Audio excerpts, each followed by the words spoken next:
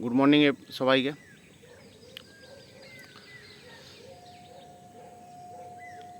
অনেক দিনের ইচ্ছা যে ভিডিও বানাবো, আপলোড করব। যেমন তোমাদের ইচ্ছা আছে সেরকম আমারও ইচ্ছা। মাঝে মাঝে মনে হয় না যে ইউটিউবে চ্যানেল খুলবো এটা নিয়ে, বা ইউটিউবে ভিডিও আপলোড করব এটা নিয়ে। তারপরে কখনো কখনো মনের মধ্যে একটা ছোট্ট চিন্তাভাবনা আসে যে পয়সা হি পয়সা হোগা। তো অ্যাকচুয়ালি ব্যাপারটা কিন্তু পয়সার জন্য নয়। তুমি দেখবে হিসেব করে যা বা ভাবনা চিন্তা করে যে আমরা যে চিন্তা ভাবনাটা করছি সেটা কিন্তু পয়সার জন্য নয়। সেটা কিন্তু আমাদের একটা মানে মনের চাহিদা যে একটা ভিডিও বানাবো। সেটা কারণ যাই হতে পারে, পয়সা হতে পারে, নিজের স্টোরি শেয়ার করা হতে পারে, নিজের স্ট্রাগল শেয়ার করা হতে পারে। কিন্তু কোনো না কোনোভাবে আমরা আটকে যাই।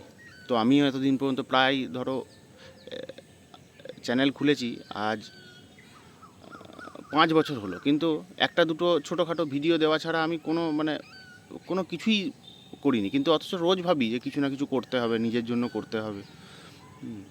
তো আজকে ওই জন্য সাহস করেই একরকম অনেকটাই সাহস করে ভিডিও বানাতে বসলাম। জানি না কি বলবো, কি বানাবো, কিন্তু ইচ্ছা আছে বানানোর, তোমাদের সঙ্গে একটু শেয়ার করা নিজেকে। তো আজকে সকালে উঠলাম ঘুম থেকে। অনেকেই ভাবে, অনেকেই ওঠে, অনেকের জন্য কোনো নতুন ব্যাপার নয়, কিন্তু অনেকের জন্য আবার অনেক কষ্টকর জিনিসও। আমি খুব একটা সকালে উঠতে পছন্দ করি না। আজকে কি জানি কি হলো, কাল রাতে মনে হলো যে না, সকালবেলায় উঠবো ঘুম থেকে তাড়াতাড়ি, উঠে দেখি কি হয়। তো আজকে শুরু করলাম, এবং আশা করি একটা কোনো নির্দিষ্ট কারণ না থাকলে কোনো কাজ করা সম্ভব নয়। যেমন সকালে ওঠার যদি আমার কোনো কারণ থাকে, ধরো কোনো পরীক্ষা আছে, কোথাও যেতে হবে, কিছু খুব ইম্পর্ট্যান্ট কাজ আছে, সেই দিনে কিন্তু আমি ভোরবেলা 4টের সময় উঠতে হলে, 5টার সময় উঠতে হলেও আমি উঠে যাই। কিন্তু যখন কোনো পারপাসফুল টপিক না থাকে, কোনো নির্দিষ্ট কারণ না থাকে, তখন কিন্তু আমি চাইলেও 5টায়, 6টায়, 7টায় উঠতে পারি না। তখন আমার ঘুম ভাঙে দেরি করে, 8টা, 8:30, 9টা। তো প্রয়োজন অনুযায়ী আমার ঘুম থেকে ওঠাটা নির্ভর করে। আমি আমি মর্নিং পারসন নই, সকালে ঘুম থেকে উঠতে আমার পছন্দ হয় না। কিন্তু প্রয়োজন অনুযায়ী আমার পছন্দ পাল্টাই বলতে ইচ্ছা না থাকলেও সেদিন আর ইচ্ছাটা ম্যাটার করে না। যেদিন কোনো কাজ থাকে সেদিন কিন্তু ইচ্ছাটা কোনো ম্যাটার করে না। তুমিও লক্ষ্য করে দেখবে, তোমার হয়তো সকালে উঠতে ভালো লাগে না, কিন্তু যেদিন কোনো কাজ থাকে সেদিন তোমার ইচ্ছাটাকে তুমি সাইডে রেখে দাও। যে ইচ্ছা করছে উঠি বা ইচ্ছা করছে না উঠবো না, সেটা নয়। তুমি বলো যে কাজ আছে, উঠতে হবে। তো আমরা কিন্তু যখনই কোনো জিনিসকে প্রেজেন্ট টেন্সে নিয়ে আসি এবং লজিক্যালি চিন্তাভাবনা করি, তখন কিন্তু কাজটা সম্পন্ন হওয়ার চান্স বেড়ে যায়। তো এখনও সেরকম। তো কালকে আমি ভাবলাম যে উঠবো, উঠতে হবে নয়, ফিউচারে, ভবিষ্যতে ভাবলে হবে না, ফিউচার টেন্সে ভাবলে হবে না।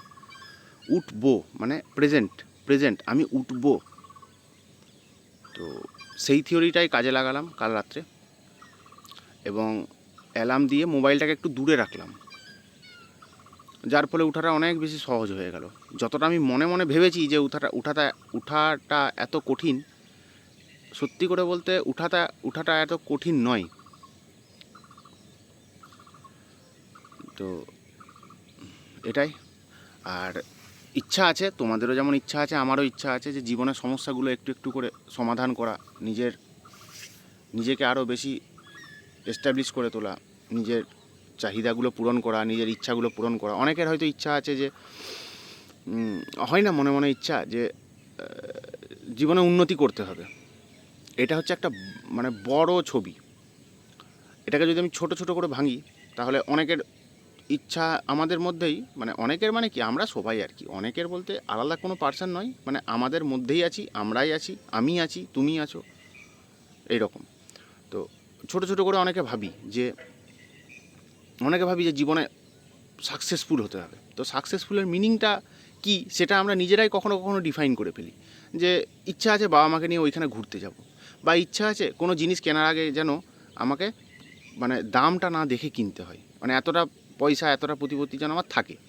কারোর ইচ্ছা আছে যে আমি পৃথিবী ঘুরবো, কারোর ইচ্ছা আছে আমি মানে একা, যে কোনো ইচ্ছা হতে পারে, একা মোটর সাইকেল নিয়ে আমি লাদাখ ঘুরে আসবো।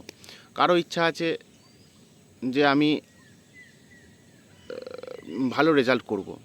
এরকম অনেক ছোট বড় বিভিন্ন রকম ইচ্ছা বাসনা ভালো লাগা নিয়েই তো আমাদের জীবন। তো এগুলো পূরণ করাই হচ্ছে সাকসেস। এগুলো পূরণ করতে পারলেই একটা সাকসেসফুল লাইফ লিড করতে পারবো আমরা।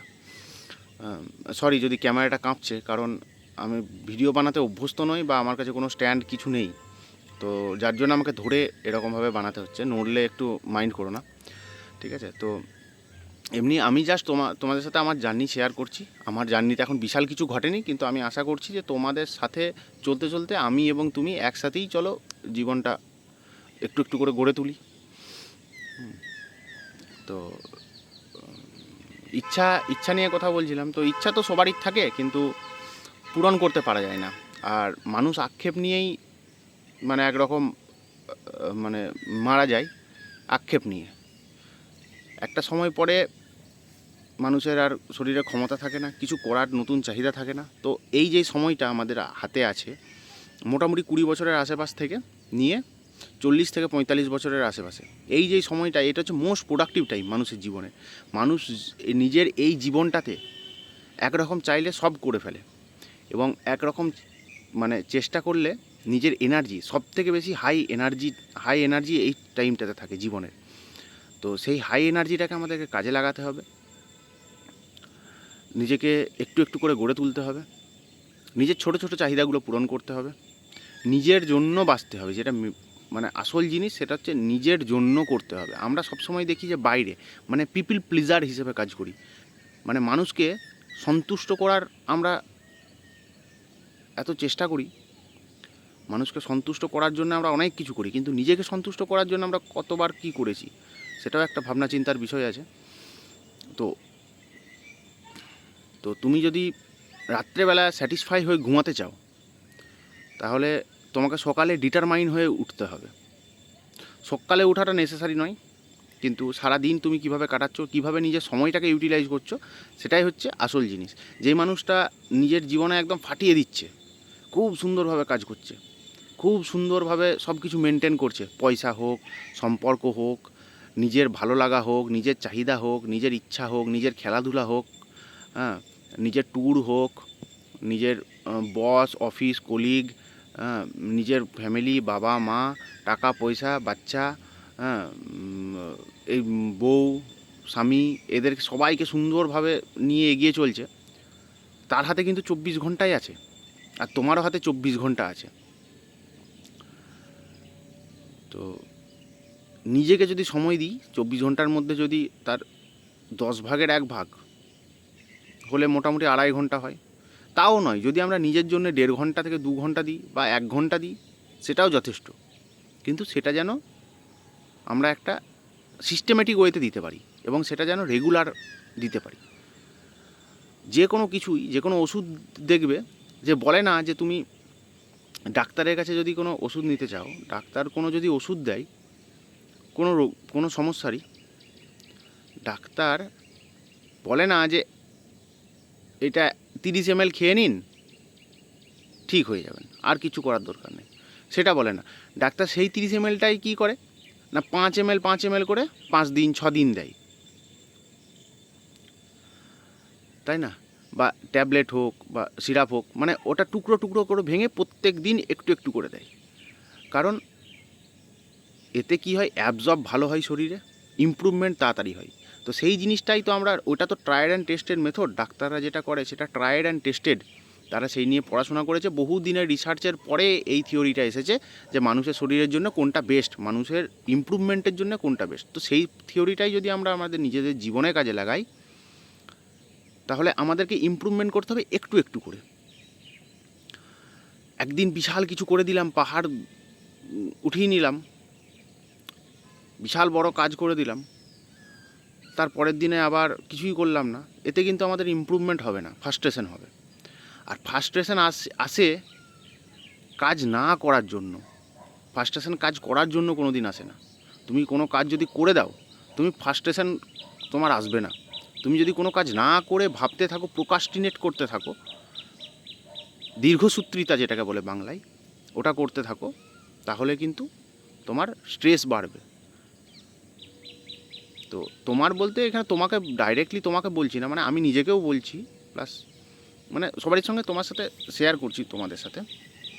তো এই হলো ব্যাপার। তো আমাদেরকে একটু একটু ইমপ্রুভ করতে হবে, ছোটো ছোটো ইমপ্রুভমেন্ট করতে হবে। 1% করে যদি আমরা প্রত্যেক দিন নিজেকে ইমপ্রুভ করি, বছরের শেষে আমরা 365% ইমপ্রুভড হয়ে যাব। 365% মানে 4 গুণেরও বেশি। তো 1 বছরে তুমি নিজেকে পরিবর্তন করে ফেলবে, এবং সেটা ভিজুয়াল পরিবর্তন হবে। 1 বছর পরে তোমার বন্ধুরাই তোমাকে বলবে, কী রে তুই তো পাল্টে গেছিস, তুই আগে যেমন ছিলি সেরকম নেই। আর এই জিনিসটাই তোমার দরকার, এই জিনিসটাই, এটা খারাপ নয়। এটা বন্ধুরা বা অন্যান্য মানুষেরা তোমাকে বলবে যে তুই তো পাল্টে গেছিস, এটা কিন্তু নেগেটিভ নয়, এটা পজিটিভ, এটা অনেক বেশি পজিটিভ। তো তোমাকে এই শব্দটা শোনার জন্য তোমাকে পরিশ্রম করতে হবে যে তুই পাল্টে গেছিস মানে কি? তোমার তো দেয়ালে পিঠ ঠিক গেছে, তোমার পিছনে তো আর যাওয়ার কিছু নেই, তুমি তো আর পিছন দিকে যেতে পারবে না, তোমার পিছনে আর কিচ্ছু নেই। তোমার জীবনের যা পরিস্থিতি, নিজেকে যদি ইমপ্রুভ না করো, বা নিজের যে ভাবনা চিন্তাগুলো রেখেছো যে এই জিনিসগুলো করতে হবে, সেগুলো যদি না করতে পারো, এমনিই তুমি দেয়ালে পিঠ ঠিক গেছে তোমার। তো সেইখান থেকে পরিবর্তন হলে একমাত্র তুমি জিরোতে আছো, তুমি মাইনাসে আছো। মাইনাস থেকে পরিবর্তন আর কি হবে? লার্জার নাম্বার হবে। মাইনাস যদি 10 হয়, -20 হবে, কিন্তু সেটা বিশাল কিছু পরিবর্তন হবে না। কিন্তু সেটাই যখন এসে জিরোতে দাঁড়াবে, তারপরে পজিটিভে দাঁড়াবে, তখনই কিন্তু তোমার মধ্যে একটা পরিবর্তন দেখতে পাওয়া যাবে। সেটাই হবে না পরিবর্তন? মাইনাস ছিলে মাইনাস আছো, সেটা হয়ে লাভ নেই। মাইনাস থেকে 0 হলে, 0 থেকে প্লাস হলে, এটাই হচ্ছে ভিজুয়াল পরিবর্তন, এটাই পরিবর্তন। এই জিনিসটা শোনার জন্যই তোমাকে নিজের জন্য পরিশ্রম করতে হবে, নিজের উপরে পরিশ্রম করতে হবে। ঠিক আছে? তো একটু একটু করে নিজের লাইফের স্টোরি শেয়ার করব তোমাদের সাথে। তোমরাও নিজের সমস্ত কিছু বলো আমাকে, আমি মানে লেখো, বলার তো উপায় নেই। যদি চ্যানেল থাকে তাহলে দিও আমাকে, আমি দেখব। কিন্তু একটু একটু করে তোমাদের গল্পও শুনতে আমি আগ্রহী। তো প্রত্যেক দিন একটু একটু করে তোমাদের সাথে দেখা করব, তোমাদের সঙ্গে পরিচয় করব। এবং এটা আমি যে এখন ভিডিওটা বানালাম, এটা কিন্তু আমার নিজের মনের অনেক দিন পুরানো চাহিদা।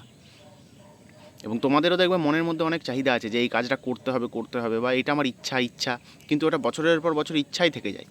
তো আমার এটা মোটামুটি 5 থেকে 6 বছর পুরনো ইচ্ছা যে আমি ভিডিও বানাবো এবং সেটাকে আপলোড করব।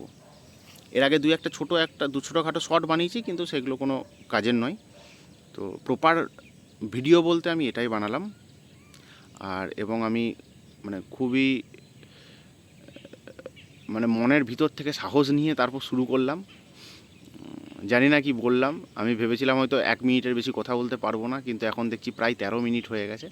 তো অনেকক্ষণ সময়, আবার পরে কথা হবে। চলো, বাই।